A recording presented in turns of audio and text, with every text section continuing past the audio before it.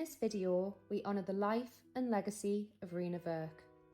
Reena was just 14 years old when she lost her life in a brutal act of bullying in 1997. Reena's story is one that has touched the hearts of people all around the world. This young girl's story highlights how devastating the consequences of bullying can be and the importance of creating a kinder, more compassionate society. This video explores Reena's life, the events leading up to her tragic death, and the impact that her story has had on the fight against bullying. Join us as we remember Reena, a remarkable young girl whose memory lives on as a symbol of hope and change.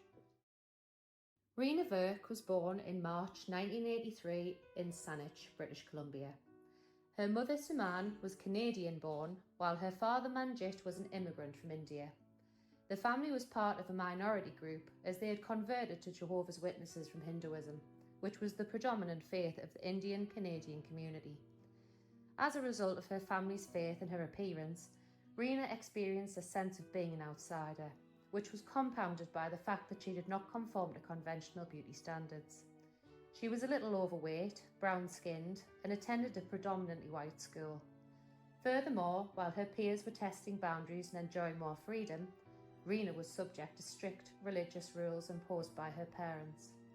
The combination of these factors made her a target for endless bullying.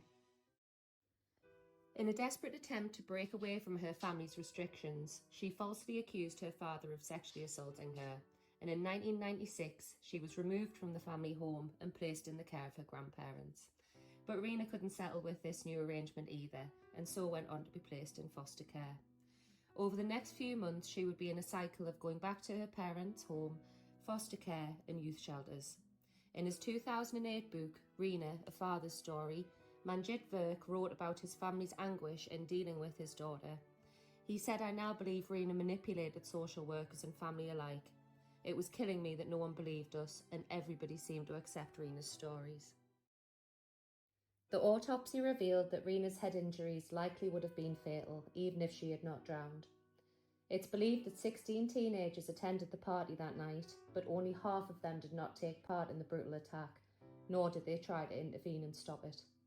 It's a heartbreaking reminder of the power of peer pressure and the tragic consequences that can result from a desire to fit in. The aftermath of Reena Virk's murder was marked by confusion and silence. Reena's family reported her missing, but the police initially did very little to investigate, given her history as a runaway. Rumours about the beating circulated at Colquitt's Middle School, where the teens attended, but members of the Shoreline 6 gang kept quiet and refused to speak up.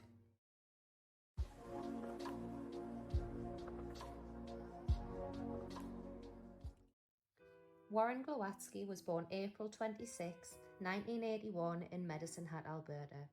He was convicted of Reena's murder and sentenced to life in prison.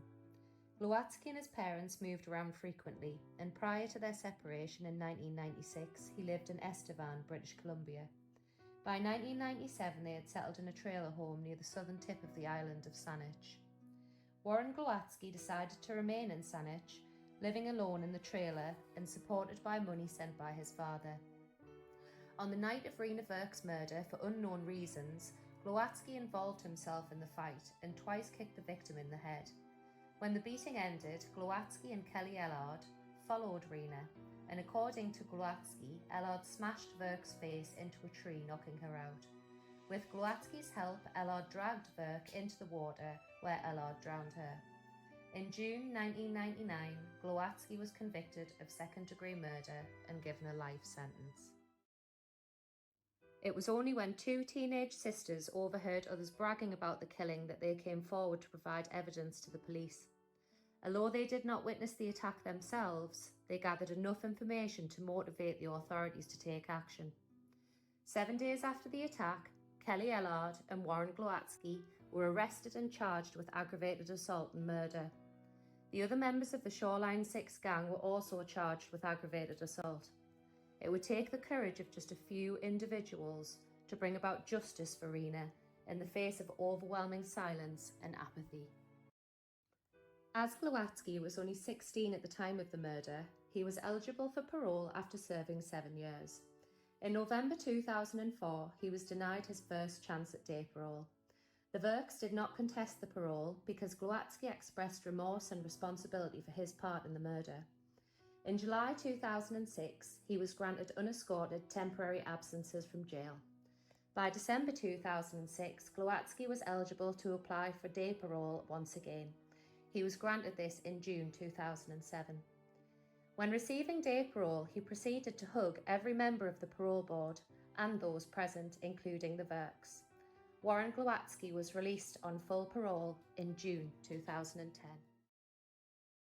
Kelly Ellard, born August 9, 1982, was 15 years old when she and Warren Glowatsky drowned Reena Virk. Ellard has stood trial 3 times for the murder and has been convicted twice. On June 12, 2009, the Globe and Mail reported that the Supreme Court of Canada had overturned the judicial ruling on the BC Court of Appeals in an 8-1 ruling. Ellard's third trial was judged to be fairly executed. Evidence was cited in a book about the case regarding Ellard's sociopathy and violence in middle school. The reasons for the absence of her birth father in her life have never been revealed. Ellard was initially convicted in March 2000 of second-degree murder for Reena Virk's death. In February 2003, this conviction was overturned and a new trial was ordered. While awaiting a new trial, she was charged with assaulting a 58-year-old woman in a Vancouver park and was sent back to prison. During her second trial in June 2004, Ellard denied being Reena's killer and attempted to portray herself as a victim. Witnesses, however, testified that she had boasted about committing the murder. The second trial ended in a mistrial as a result of a hung jury in July 2004. A third trial was ordered and Ellard was convicted again of second-degree murder in April 2005 and was given an automatic life sentence with no parole eligibility for 7 years. The Supreme Court ruled that her conviction stands because the error by the original trial judge was deemed as harmless. The book Under the Bridge by Rebecca Godfrey delves into the tragic case of Reena Virk and provides insight into the factors that led to the attack. It is believed that the beating was initiated because the attackers thought Reena was spreading rumours about them. Despite being under the supervision of the corrections system, Ellard has shown little remorse for her actions. She changed her name to Kerry Sim and has since had 2 children with her boyfriend, who was also an ex-convict. She has been granted day parole as part of the programme aimed at reintegrating her into society. In contrast, Warren Glowatsky has accepted responsibility for his role in the murder of Reena Virk and has testified against Ellard at 2 of her trials. Since his release from prison, he has remained out of trouble and has been forgiven by the Virk family. Suman Virk, Reena's mother, recognises that Glowatsky was a young, scared boy who made a mistake and is now making an effort to right his wrongs. Nicole Cook, born 1983, lived in a group home at the time. On MSNBC's documentary Bloodlust Under the Bridge, Cook spoke about how she took a lit cigarette and put it out on Reena's face, initiating the mayhem that followed. Cook further explained how she repeatedly punched and kicked Reena as she was being beaten by the other assailants.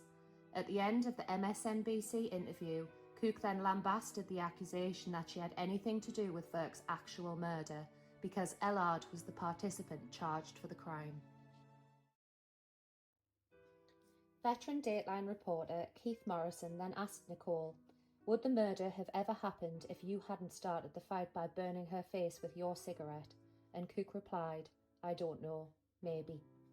Cook also returned to the crime scene the day after the killing, accompanied by Pleach, and retrieved Reena's shoes and sweater. They took these items back to the group home and forced another younger resident named only as Stephanie to hide them in her closet.